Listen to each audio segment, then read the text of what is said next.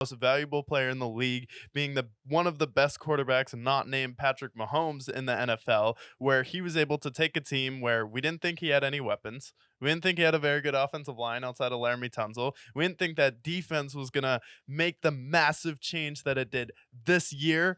And now, when you talk about MVP here, the Cleveland Browns are looking at someone like CJ Stroud.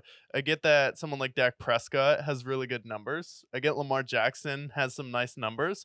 But you want to talk about the definition of valuable? Stats are not as valuable as changing an entire franchise who wasn't even supposed to be in the playoffs this year, wasn't even on the spectrum of anyone getting to the playoffs or winning a game. We had them at 8-9, want them to put them in the playoffs, but we thought the AFC was too stacked for them to make it.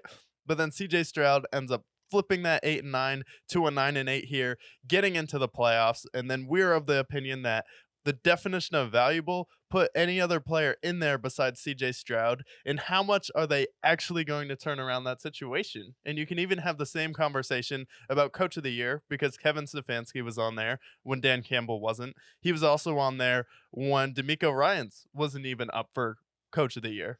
Yeah, and ultimately this is what it comes down to at the end of the day is CJ Stroud, a situation like the Texans, and we've talked about this at length. You can check out our other episodes where whether it's a Dak Prescott or a Brock Purdy or really any outside of maybe 4 quarterbacks you can mention in the NFL who they go into that situation, they're either not turning around the franchise or they're not having this level of success that they've had. Winning a playoff game, first time in the post Deshaun Watson era, or DeMeco Ryans, just talking about a head coach. How hard is it to go into an organization and succeed alone? Never mind completely flipping the script. They were 6.5. Their wins to start the season was 6.5.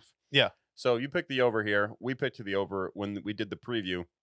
But to turn things around so quickly and have this level of success, there's only really one team that I can think of that did this in recent years, and that was with the Bengals in 2021. We saw how successful they were. Yeah. Joe Burrow comes in. Obviously, he was banged up the first year. He comes back.